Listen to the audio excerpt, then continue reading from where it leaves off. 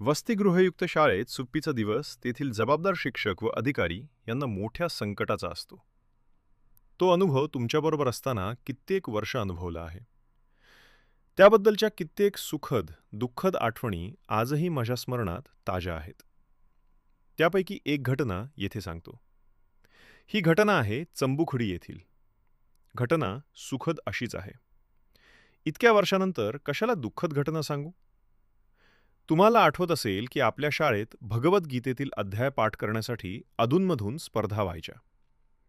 कधीमधी कोल्हापूर येथील पंगू वाड्यात या स्पर्धेसाठी आपली अनेक मुले पाठवली जात असत व 5 ते 6 जण एका वेळी नंबर मिळवत असत.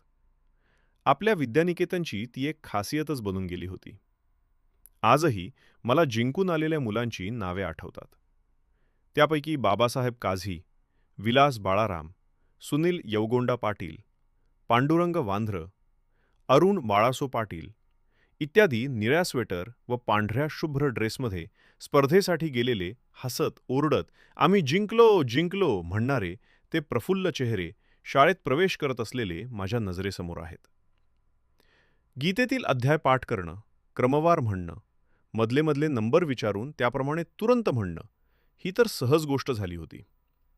त्यानंतर शेवटपासून आरंभापर्यंत किंवा 12वा अध्याय 13वा श्लोक, 15वा अध्याय पहिला श्लोक दुसरी ओळ असे प्रश्नकर्त्यांनी उच्चारताच ती ओळ पटकन सांगितली जात असे. अनेक मुले तरबेज झाली. त्यांच्यात एक प्रकारचा प्रचंड आत्मविश्वास येत गेला. ज्यांनी ज्यांनी यामध्ये मनापासून लक्ष घातले होते ती सर्व मुले आज IAS, IPS डॉक्टर, इंजिनियर झालेली आहेत. इतकेच नव्हे तर त्यांना त्या गीता पठणाचा त्यांच्या सार्वजनिक जीवनात प्रचंड फायदा झाला. ते उदाहरणासह व प्रसंगासह सांगतात. या सांगण्यामध्ये संगो देसाई, दिगंबर प्रधान, अवी पाटील, ज्ञानेश्वर मुळे अनेक. लिहिता लिहिता मी दुसरीकडे गेलो. प्रसंग सांगायचा राहिला. अर्थात चंबुखुरी येथे याच विषयाशी निगडीत आहे. तर एक सुट्टी दिवशी नाश्त्याच्या वेळी मुलांना सांगितले की आज 12 वाजेपर्यंत 7व्या अध्यायातील पहिले 10 श्लोक सलग न चुकता म्हणून दाखवेल त्याला 2 वाट्या दही व तव्यावरील काढलेल्या 2 चपात्या दिल्या जातील. 9 वाजता संध्या दिली जाईल. संध्येसाठी 50 ते 60 विद्यार्थी आले. पद्धतशीरपणे 3 ते 4 वेळा एका दमात मीच संध्या दिली आणि मुलांना जायला सांगितले. यापूर्वी 5 श्लोकांचे पाठांतर सांगितले जात असे. पण कोण कोण खरेच शार्प आहेत हे पाहण्याचा किडा माझ्या डोक्यात आला. आणि काय आश्चर्य! 12 वाजेपर्यंत 8 ते 10 विद्यार्थी माझ्यासमोर एक एक येऊन उभा आणि सर विचारा असे म्हणू लागला. आणि काय आश्चर्य! प्रत्येक जण बिनचूक. जो बिनचूक त्याच्या हातात चिठी. काय चिठी? श्री गुंजाळ याला 2 वाट्या दही, साखर व तव्यावरील 2 गरम चपात्या द्याव्यात. कोण होती ही मुले? माझ्या आठवणीप्रमाणे बाबासो भोपळे, दिगंबर प्रधान, जगन्नाथ पाटील, उष पाटील, अनिल कानडे इत्यादी. एकूण 10 ते 12 जण होते.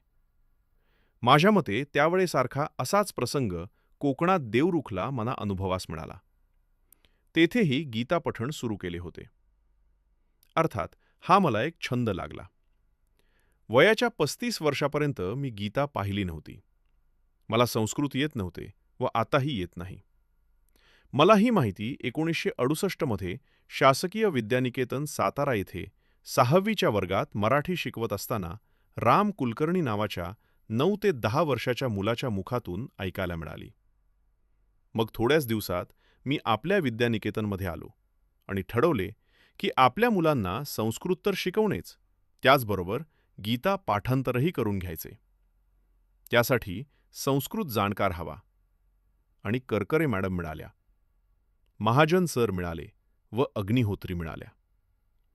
या सर्वांचा परिपाक म्हणजे आपल्या शाळेला जगन्नाथ शंकरशेठ ही संस्कृतची स्कॉलरशिप मिळवता आली.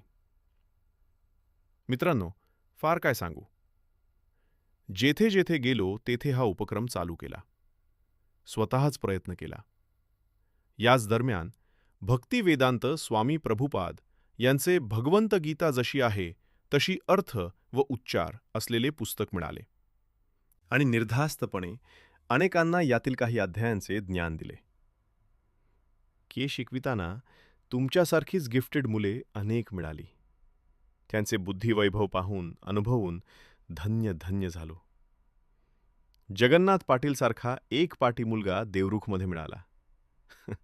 त्याच नाव श्यामकर्ण भोपळकर. अलौकिक बुद्धीचा हा मुलगा पुढे B.Com झाला व ट्रक ड्रायव्हर झाला. आता त्याचे 4 ते 5 ट्रक असावेत. आपल्या गेट टुगेदरच्या निमित्ताने तुम्ही जी स्मरणिका काढत आहात त्यात माझे हे 2 शब्द. पुढच्या वेळी असतील की नाही कोण जाणे. तुम्हा सर्वांना आशीर्वाद.